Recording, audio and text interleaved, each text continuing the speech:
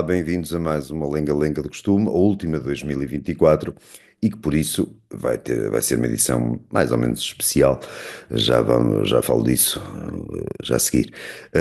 Antes de mais, e como é costume, cabe-me agradecer os patrocínios do Azeite Talismã e da Prozis. E não se esqueçam, cabe-me lembrar também que não se esqueçam de fazerem compras na Prozis e quando o fizerem, acrescentarem o código Lenga-Lenga, uma palavra única, para, mesmo que acumule com outros descontos que a Prozis, outras campanhas que a Prozis tem em curso e com outras palavras passe, mas a palavra Lenga-Lenga cabe sempre, e isso dá sempre descontos adicionais ou brindes adicionais, ou coisinhas simpáticas assim.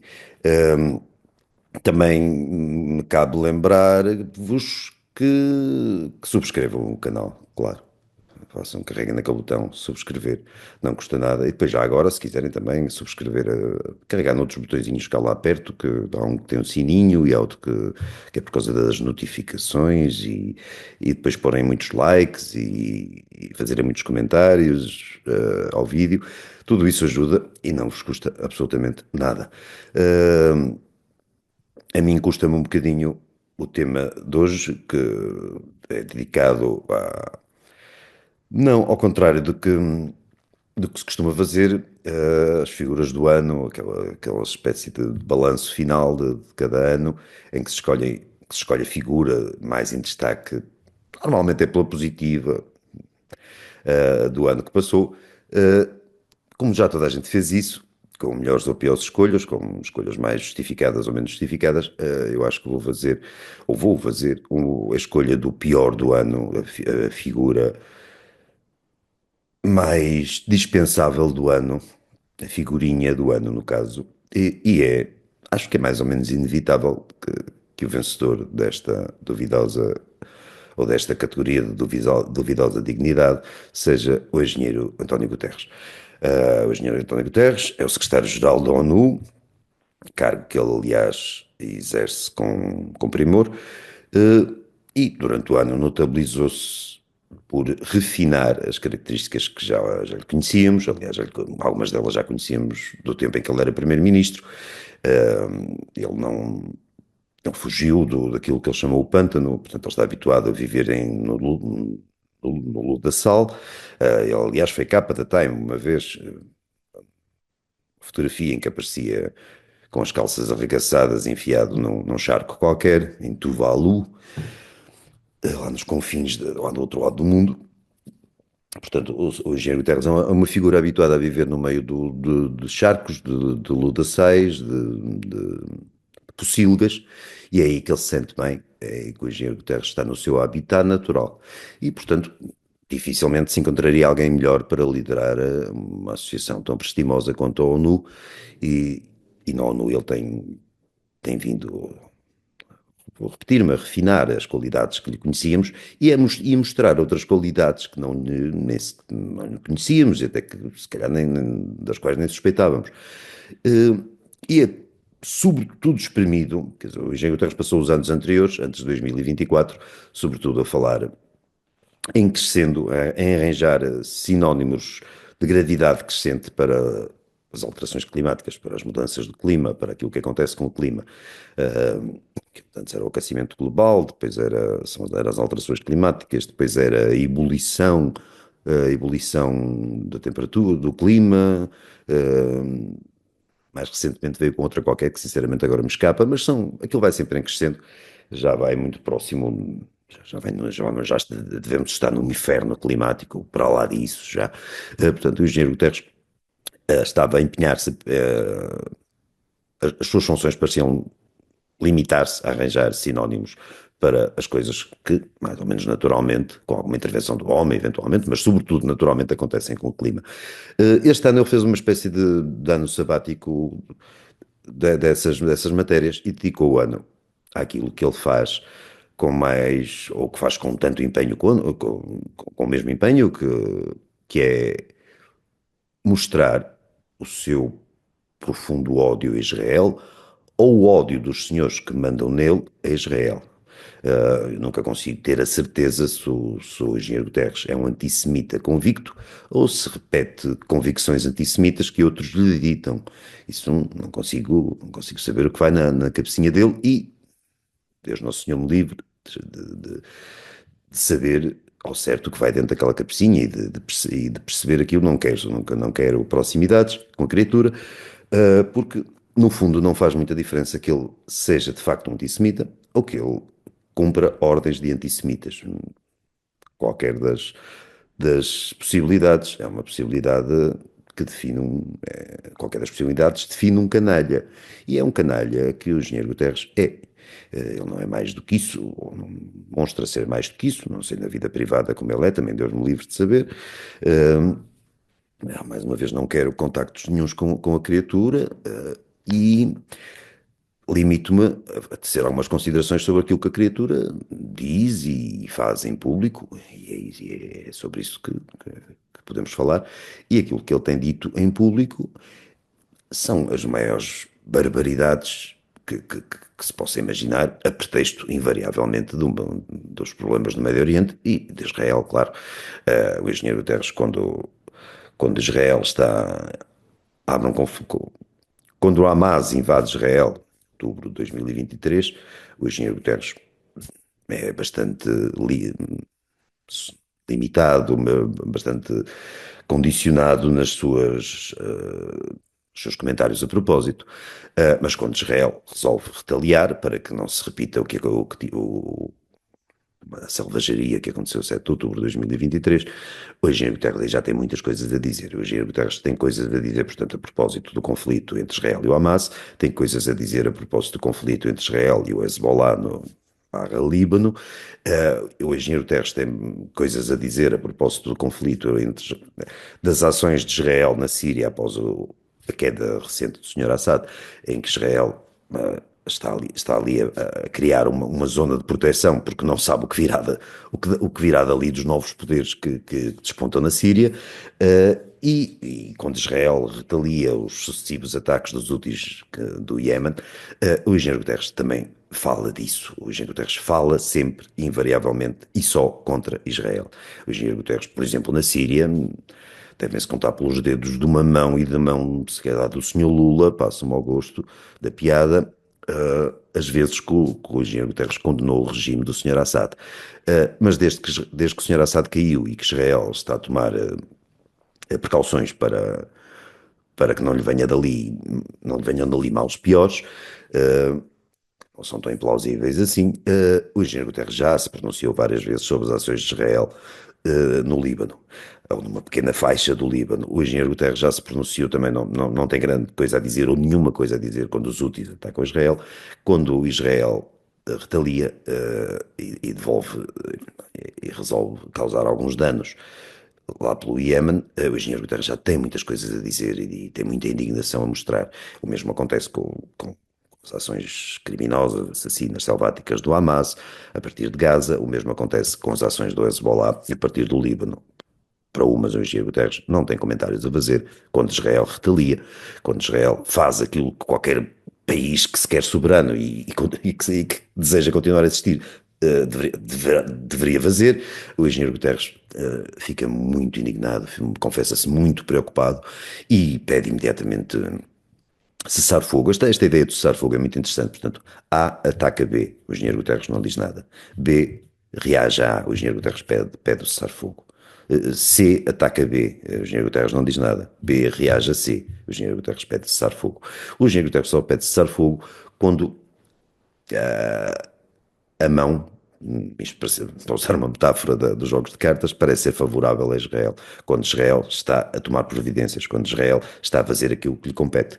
Só isso é que motiva as posições, as declarações sucessivas do engenheiro Guterres. Tudo o resto não incomoda. E isto para falar no Médio Oriente, porque o que se passa no resto do mundo, o mundo não existe para o engenheiro Guterres, o resto do mundo não existe. Sabemos o que a China faz a certas minorias, especialmente a uma, no seu território, sabemos as posições também da China sobre Taiwan, sabemos o que acontece, infelizmente, em dezenas e dezenas e dezenas de países e lugares e territórios do mundo. Acontecem atrocidades constantes, infelizmente, é uma marca do ser humano e da história, com H maiúsculo, mas nada disso preocupa, ou indigna, ou comove, ou inquieta o engenheiro Guterres. O engenheiro Guterres concentra toda a sua indignação, toda a sua preocupação, toda a sua aflição para com as vítimas de Israel. Só as ações de Israel são condenadas pelo engenheiro Guterres. O resto do mundo, qualquer país, qualquer força da organização terrorista, qualquer qualquer movimento, qualquer grupo que ocupa um território, pode causar os maiores danos, pode dizimar quem calhar. Isso não entra na agenda do engenheiro Guterres. Ou seja, o engenheiro Guterres tem, obviamente, uma agenda que provavelmente não sairá da cabecinha dele, que lhe será determinada por senhores que mandam em muitas coisas e em muita gente e que mandam naturalmente no engenheiro Guterres. Ou pelo menos que veem no engenheiro Guterres uma criatura mole, uma criatura moldável, uma criatura fácil de manipular ou de gerir ou de mandar. Ele não tem grande. O engenheiro Guterres mesmo, já quando era aqui nosso primeiro-ministro, nosso queridíssimo primeiro-ministro, nunca revelou uma particular força de caráter, nunca foi uma figura que se afirmasse pela sua determinação, pela sua coragem, pela sua independência enquanto indivíduo, face a poderes externos, face a influências externas. Isso não. E agora, nas Nações Unidas, isso acontece muito menos. O engenheiro Guterres um pau-mandado, é um pau-mandado e se calhar deixa-se mandar com todo o gosto, também não ponho isso em causa, por uma série de poderes, por uma série de forças, que quase todas elas conspiram contra o Ocidente. Já para não falar apenas de Israel, as forças que o engenheiro Guterres parece servir, e se não serve, disfarça muito bem, são forças anti-ocidentais. Estou a falar da Rússia, estou a falar da China, estou a falar de grupos e grupelhos que, por exemplo, se acotovelam no Catar, que são recebidos no Catar, ou que até vivem no Catar, com os seus líderes, claro. E países ali vizinhos, que são normalmente as forças que não estimam propriamente, não, além de desejarem a extinção de Israel, também não veriam com maus olhos que o Ocidente sofresse abalos drásticos. E são essas forças que o engenheiro Guterres é dessas forças que o engenheiro Guterres é o porta-voz mais do que ativo, um porta-voz empenhadíssimo, um porta-voz esforçado. E por isso acho que é mais do que justo atribuir-lhe o título de figurinha do ano, que ele não fez outra coisa durante o ano, senão defender inimigos da democracia e senão atacar Israel. É foi uma constante no último ano, até já para não recuar outubro do ano anterior, mas sobretudo este ano isso revelou-se. Já não há qualquer esforço de subtileza, não há qualquer tentativa de fingir isenção, que nunca foi muito bem sucedida ou nada bem sucedida. Agora já não estamos sequer nessa fase, o engenheiro Guterres já não está nessa fase e é abertamente contra Israel e ainda não abertamente, mas já lhe falta pouco para confessar, contra o Ocidente. O engenheiro Guterres está ao serviço de uma série de forças que não são necessariamente as mesmas, não estão necessariamente de acordo em relação a tudo, mas são uma série de forças que têm um chão comum, e esse chão comum a aversão a Israel, desde logo, e ao Ocidente. E é esta figura, que por acaso é portuguesa, julgo eu, que espero eu que por acaso, é esta figura que está lá nas Nações Unidas, que não é, claro que não manda nas Nações Unidas, é o título máximo formalmente, não é? Obviamente que quem manda ali, quem manda na criaturinha são outras criaturas num patamar superior, são outras forças que decidem as coisas e escolheram para ali um X-Beck para poder, que fala por eles e ao qual ainda se confere uma espécie de legitimidade ou de autoridade, e isso é que é, para além de tudo, o que eu acabei de dizer, mas isso ainda é mais extraordinário, é o facto de ainda haver gente que respeita o engenheiro Guterres. Claro que muita gente diz respeitá-lo ou admirá-lo apenas por interesses ideológicos, porque também são contra o Ocidente, porque também vêm no Ocidente, no qual habitam normalmente, o alvo a abater. Isso já é uma espécie já é uma perversão que não vale a pena desenvolver aqui. Mas há outras pessoas que talvez não tenham essa visão tão negativa do Ocidente e que veem e que de alguma forma admiram o engenheiro Guterres e até viam nele, até há poucos meses, uma hipótese muito forte ou desejável para ser o Prémio Nobel da Paz. Ora bem, já o Prémio Nobel da Paz não é um título com uma lista de titulares. Não, peço desculpa pela repetição, mas não é uma condecoração, não é uma distinção que tenha, que regularmente permeie grandes vultos ou muitas vezes, vou pôr as coisas ao contrário, muitas vezes o Prémio Nobel da Paz premiou pessoas que de pacíficas tinham muito pouco. E no caso do engenheiro Guterres seria absolutamente, não digo que seria o caso mais gritante de sempre, não me lembro de todos os casos, não os tenho presentes, não os conheço a todos, mas seria um dos casos mais grotescos da atribuição do dito prémio, o que, dada a tradição do tal prémio, do prémio em questão, também não seria absolutamente de espantar que, portanto, a recepção da entrega do Prémio Nobel da Paz a uma pessoa que apenas está preocupada com, com o cessar-fogo, com a inação militar de um país específico. Não se preocupa absolutamente nada com as chacinas, com as carnificinas, com as matanças que outros países, outros grupos, outras organizações cometem no Médio Oriente e onde calha. Portanto, era um prémio Nobel, era uma paz muito seletiva. Aquela pela qual o engenheiro Guterres poderia ser condecorado pelo Comitê Nobel. Mas lá está, há pessoas que.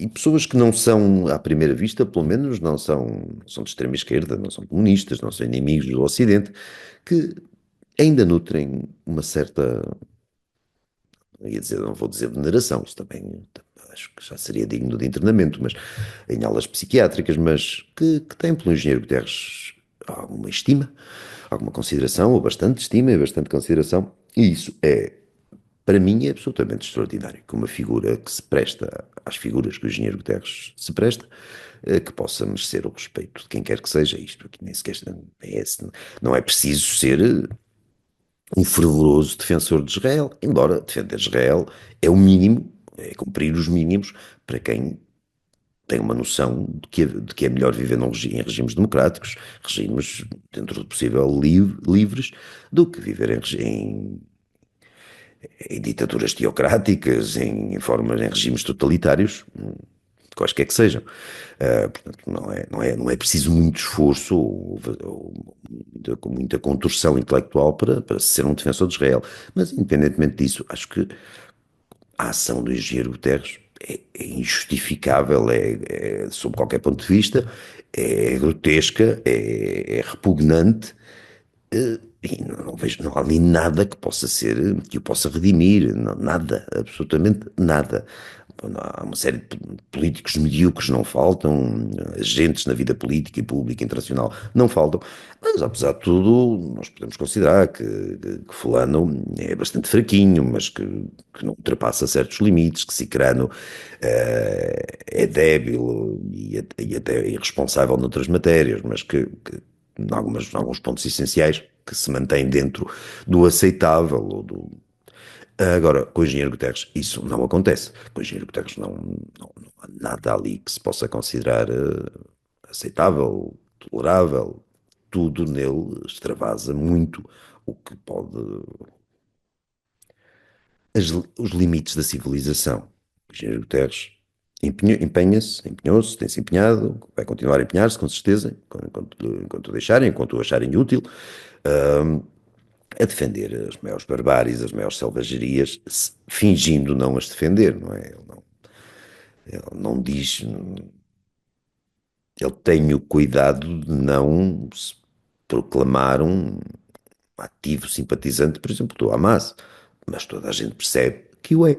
E ele e a organização que ele serve, sabemos os laços, Tem vindo a ser revelados com regularidade os laços da ONU, por exemplo, de funcionários da ONU ou da Agência da ONU para os Refugiados Palestinianos, essa prestimosa instituição, têm sido revelados os laços entre elementos dessas instituições da ONU e subsidiárias da ONU, ao Hamas, por exemplo, quer dizer, há pessoas que supostamente são funcionários de uma causa humanitária e que são, na realidade, são terroristas. São terroristas, são assassinos, são potenciais assassinos ou candidatos a assassinos, que estão ali para, no caso do Hezbollah, no caso do Hamas, estão ali para, sobretudo, matar judeus, mas também matam palestinianos, e quando isso é necessário, e matam libaneses quando isso é necessário.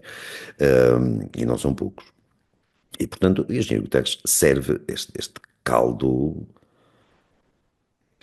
irracional, este caldo bárbaro.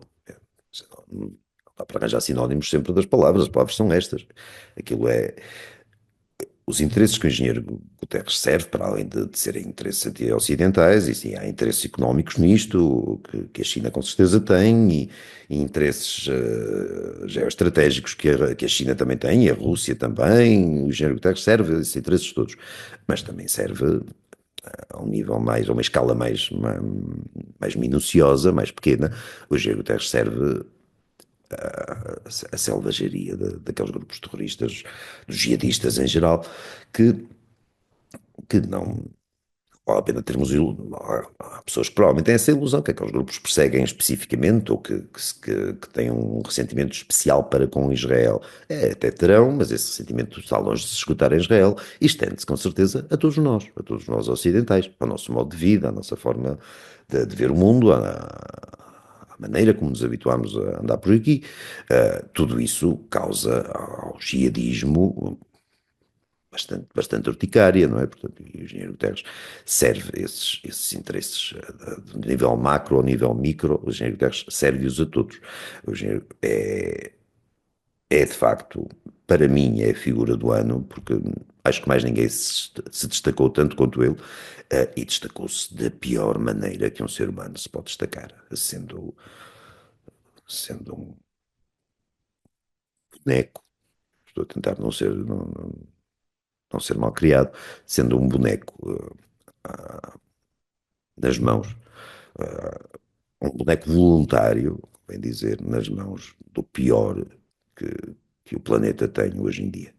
O engenheiro Guterres representa o pior, e representa mesmo, no sentido de exercer uma função representativa do pior que há no mundo hoje. E por isso acho que é difícil arranjar alguém que se possa destacar a ponto de chegar aos calcanhares do engenheiro Guterres em 2024. Provavelmente ele vai continuar a distinguir-se em 2025, não sei. Dito isto, também convém notar que, sendo um português, não devemos envergonhar-nos disso, porque, tal como os êxitos de um português que faça sucesso lá fora, sei lá, de um futebolista ou coisa assim, também não nos pertencem, porque o esforço é dele e o trabalho é dele. Também as vergonhas e as ignomínias cometidas pelo engenheiro Guterres também não são nossas, são dele. Acho que, suponho, espero eu, ou pelo menos gostaria de acreditar que a maior parte das pessoas, as pessoas que no mundo já repararam na existência do engenheiro Guterres, também não serão tantas assim, mas são algumas, e que já repararam na existência do engenheiro Guterres, já repararam no caráter do engenheiro Guterres e nos interesses que ele serve, que não irão confundir com os portugueses em geral, ou não irão achar que todos os portugueses pensam o que o engenheiro Guterres pensa e todos os portugueses estariam dispostos a fazer os serviços sujíssimos que o engenheiro Guterres faz. Imagino que é capaz de haver alguém que pense assim, espero não ser confundido com isso. Pela minha parte, espero que os outros portugueses que querem ser decentes e gostam de dormir tranquilos à noite, com consciência limpa, que não merecem, sobretudo, ser confundidos com um espécime do quilate do engenheiro Guterres. Isso desde logo. Quanto a outras figuras podiam ser escolhidas, se destacar no ano, eu fiz um podcast, Ideias Feitas na Rádio Observador, agora há 2 ou 3 dias, em que notei que o Expresso, só para para não destacar as figuras que poderiam ser mais óbvias no plano internacional e no plano nacional, arranjou umas alternativas peculiares. Não vou agora outra vez desenvolver isso, mas as alternativas que me pareceriam mais óbvias para figuras de 2024, no plano internacional, acho que seria difícil, é difícil não reconhecer que a figura do ano foi o Donald Trump, não é? Donald Trump foi justa ou injustamente perseguido nos tribunais, mas perseguido por ser quem é, sobretudo, não pelas atrocidades que cometeu. Um, foi alvo de duas tentativas de homicídio, de assassínio, foi persona não grata e o inimigo público número um declarado mesmo por praticamente todos os mídias convencionais dos Estados Unidos da América, nas televisões, nos jornais, onde calha, e mesmo assim regressou e tornou-se novamente presidente. É a segunda figura da história a seguir ao Grover Cleveland, a ter sido presidente, a ter perdido umas eleições e a voltar a ser presidente. Embora as circunstâncias anteriores tenham algumas especificidades do caso anterior que não, não vou desenvolver aqui, mas grosso modo é o segundo caso em que isto acontece e há uma diferença muito grande que vou notar aqui, lá está, é o Sr. Trump. Uh, Gosto ou não dele, não é isso que está em causa, passou pelo que passou e o Sr. Cleveland não. Ou seja, os obstáculos que o Sr. Trump teve que ultrapassar foram superiores aos do Grover Cleveland. Uh, e só por isso acho que é difícil escolher outra figura como figura do ano, no sentido, não digo necessariamente positivo do termo, mas no sentido não absolutamente desprezível do termo que eu apliquei ao engenheiro Guterres. A figura, acho que mais ou menos consensual, 2024, acho que é Donald Trump, no mundo. No plano nacional, o Expresso arranjou um treinador de futebol, acho que era de Sporting, agora é de Manchester United, e tem perdido muitos jogos lá em Inglaterra e tal, para ser a figura do ano. Tudo para quê? No caso do Sr. Trump, o Expresso, só voltando atrás, no plano internacional, o Expresso elegeu uma senhora francesa cujo marido a drogava para que ela fosse violada por uns tarados quaisquer.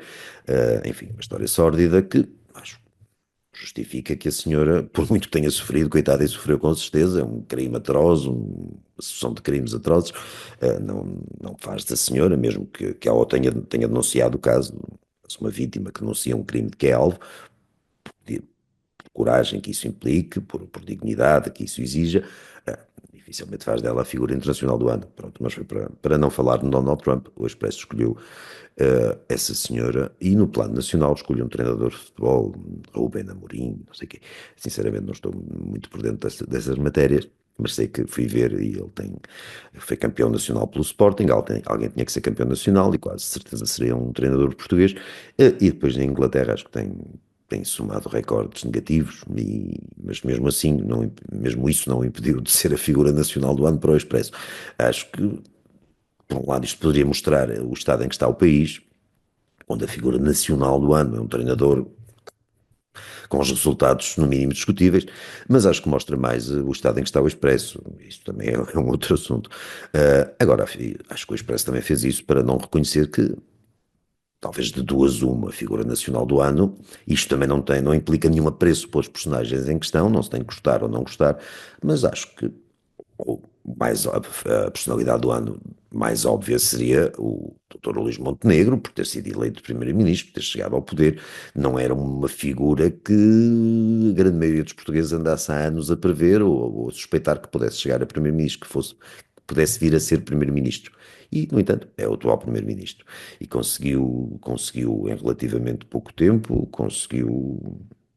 pronto, com mérito, ganhou as eleições, quer dizer, ali um bocadinho por um fio, mas conseguiu os deputados suficientes para chegar lá e depois fez os arranjos suficientes para se manter lá.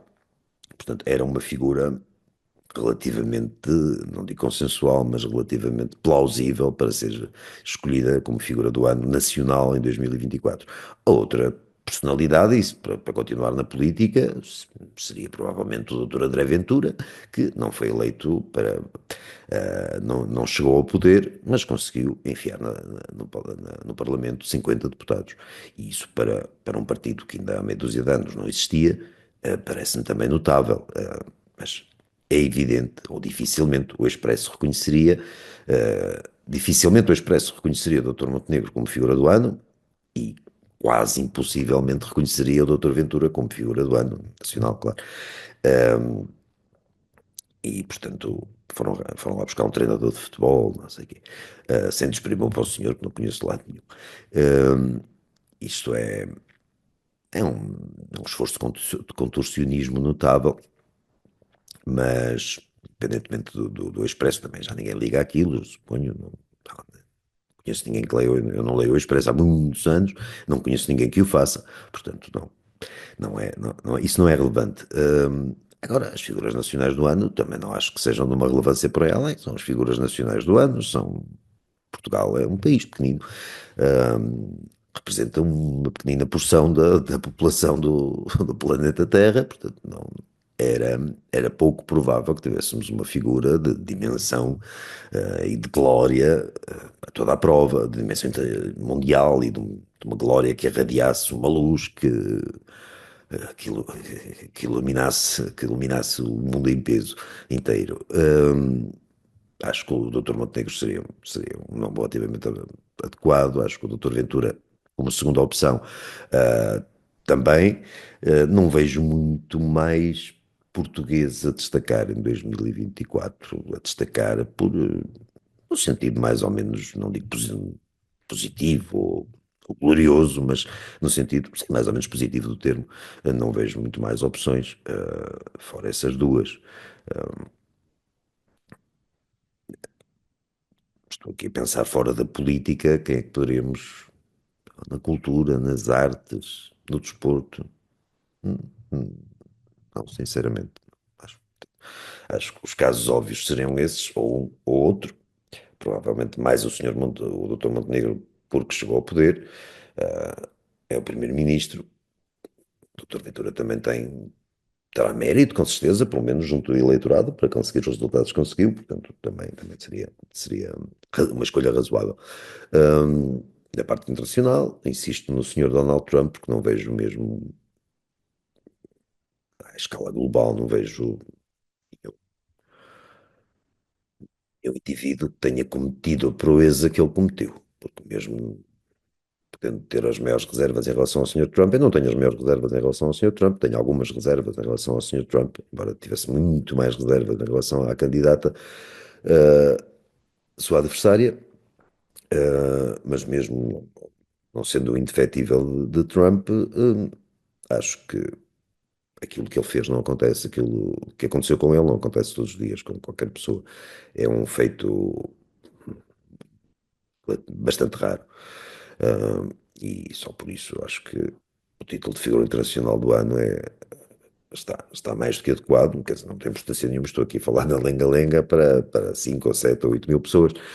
Não tem importância, podia escolher qualquer figura que me apetecesse, incluindo um vizinho meu, ou coisa do género, mas não, portanto, isto é apenas um exercício que uma pessoa faz para se ocupar é uma brincadeira que eu faço como é uma brincadeira aquilo que os jornais fazem, com certeza, não tem importância nenhuma quem é que os jornais consideram figura do ano, não deixam de considerar. Ah, o único caso que ocupa alguma atenção é o caso da revista Time, que já teve uma importância que hoje nitidamente não tem, e que mesmo assim, sendo um órgão de comunicação abertamente inimigo de Donald Trump, acabou por aceitar que não havia opção, e então escolheu Donald Trump como figura de 2024. Acho que é a segunda vez que o faz, foi em 2016, naturalmente agora foi em 2024, não sei se pelo meio houve uma série de capas com Donald Trump, claro, da Time, uma série delas, uma larga quantidade delas, mas enquanto figura do ano acho que só foi essas duas vezes, e não é pouco, só o homem ser duas vezes figura do ano de uma revista de uma distinção que antigamente tinha peso, hoje já não tem muito, mas mesmo a Time considerou Donald Trump a figura do ano. Dito isto, não vale a pena agora estamos a falar de outros temas que não tenham a ver com o balanço do ano. Tem aqui em Portugal, vocês sabem o que é que tem, o que é que se tem passado. Não se tem passado grande coisa, a não ser uma espécie de competição para ver quem se indigna mais com aquela intervenção policial no Martim Moniz. Tem sido mais, as coisas têm decorrido mais à volta disso. Já se passaram bastantes dias desde a intervenção, mas a competição continua, acho que, ou pelo menos tem estado, até há pouco tempo, tem estado, estava bastante acesa. Já, já li, já ouvi toda a sorte de barbaridades e de interpretações sobre a intervenção policial. Já falei dela aqui outro dia, portanto não vale a pena. Não houve grande. A intervenção já tinha passado, portanto a intervenção acabou. Os comentários à intervenção continuaram, e acho que os comentários já falei sobre ele no Observador. Acho que não merecem, não vale a pena estar agora, continuar aqui a falar do assunto e para não continuar a falar de outros assuntos também. Até porque nesta época há sempre pouca coisa a acontecer, ou pelo menos ficamos com essa impressão, fica-se com essa impressão. Eu acho que as pessoas têm as suas vidas e os países existem e o mundo continua a rodar e a ter acontecimentos dignos de nota, mas a impressão com que nós ficamos, se calhar estamos uma pessoa nesta época ligo mais ao Natal ou menos, mas apesar de tudo é uma época em que parece que está tudo assim a meio gás e então fica-se sempre com a impressão, pode ser uma falsa percepção, não é? Como aquilo da insegurança, mas fica-se com uma percepção, talvez falsa, de que há poucas notícias e que há poucas coisas a acontecer. E eu também padeço do mesmo mal. Hum, Portanto, não sei assim, não me ocorreria grandes histórias para comentar aqui. Notícias que fossem suscetíveis de algum desenvolvimento ou de algum juízo de valor. Não tem acontecido nada assim de especial. Está toda a gente apenas a aumentar o grau de idiotia nas comparações que estabelece entre o que se passou no Martim Moniz e outros momentos da história. Aquilo já vai já se compara ao que uma simples rusga policial que acontece no Martim Moniz e que acontece em qualquer lado, já se compara ao Holocausto, portanto a coisa já começa a ser difícil o grau de estupidez que vai por aí à solta já começa a ser difícil de ultrapassar depois de, depois de chegar ao Holocausto, já não sei muito bem para onde é que se há de ir. Mas pronto, há pessoas que acham que isso é fazer comentário político, há pessoas que acham que isso é refletir sobre a realidade, há pessoas que, sobretudo, acham que fazendo essas comparações completamente são criminosas, mas são insultuosas. Há pessoas que acham que fazendo essas comparações insultuosas estão a demonstrar uma enorme virtude. Não estão a demonstrar apenas que são idiotas chapados, são incapazes de pensar sobre qualquer assunto com um mínimo de lucidez. Apenas reproduzem, pegam num tema e quando querem, num assunto que querem criticar, e em vez de criticar o assunto, eu acho totalmente legítimo que alguém possa criticar uma operação policial ou a forma como a operação policial foi feita. Pode-se dizer que não será a maneira mais adequada de agir, ou isto, ou aquilo. Isso, claro que pode, que é legítimo fazer. Agora, quando alguma coisa de que nós não gostamos é imediatamente comparada ao Holocausto, isso não classifica, obviamente o Holocausto não classifica a operação policial, classifica a pessoa, ou as pessoas que fazem esse tipo de comparações, é como inúmeros comentadores americanos, jornalistas americanos, que durante a campanha presidencial, de agosto, setembro, outubro, se fartaram de comparar o Sr. Trump a Hitler. Quer dizer, por não gostarem do Sr. Trump, direito que com certeza lhes assiste, passa-se logo para o redúcio ad Hitler, ou seja, passa-se logo para a comparação com Hitler. Hum, É uma maneira de ver as coisas, só que é uma maneira muito cretina de ver as coisas. É como se o adepto de futebol vai a um jogo, acha até se calhar com razão que o árbitro roubou a sua equipa e imediatamente compara o árbitro a Hitler, ou a Pol Pot, ou a Stalin, consoante as suas preferências em matéria de vilania universal. não faz sentido nenhum, quer dizer, se o árbitro marcou mal um penalti, ou mostrou um cartão vermelho que não devia ter mostrado, uma coisa do género. Isso não faz dele, pode fazer dele um mau árbitro, pode fazer dele um árbitro corrupto, não faz dele Hitler, não o transforma em Pol Pot ou em Mao Tse Tung. Tal como o Sr. Trump, não há nada no Sr. Trump que o torne sequer vagamente comparável a Hitler. E, até me custa dizer isto, obviamente não há nada na operação policial do Martim Muniz que a torne passível de aparecer por imagem ou texto no mesmo plano que o Holocausto. Isso. Mais comentários a fazer. Isso mostra, lá está, mostra o nível de quem faz esses comentários, de quem faz essas comparações, e mostra o nível também do comentário geral em Portugal, das pessoas que são chamadas, isso vamos falar, fazer uma lenga-lenga sobre isso, das pessoas que são chamadas às televisões para, e aos jornais, claro, e às rádios, para, para se aliviarem de umas opiniões. E, enquanto há pessoas que são capazes de o fazer, e há pessoas que o fazem muito bem, há pessoas que o fazem benzinho, ou assim, assim. Há pessoas que nitidamente são tão propensas a repetir as maiores enormidades que, sinceramente, se calhar são chamadas justamente por isso, porque são propensas a repetir as maiores enormidades, coisas que lhes disseram para dizer e que elas dizem, que acham que estão a fazer estão a agir muito bem quando fazem essas comparações, essas análises. Não vale a pena ir por aí. Noutra altura, se calhar, lá está, falámos disso aqui mais desenvolvidamente. Agora, mais sucintamente, quero desejar a todos os espectadores habituais ou esporádicos da Lenga-Lenga um feliz 2025. Boas entradas, bom ano novo, bom tudo. Essas coisas todas, portanto, em princípio, para a semana, cá estamos. E não se esqueçam, quando fizerem compras na Prozis, incluírem o código Lenga-Lenga. E agora, antes de fechar isto, vão aí ao YouTube e ponham aí um subscrever no canal que é fixe, como o Mário Soares.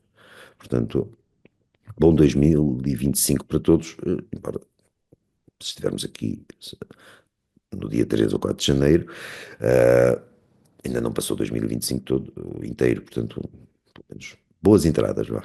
Acho que assim é mais exato. Boas entradas para todos.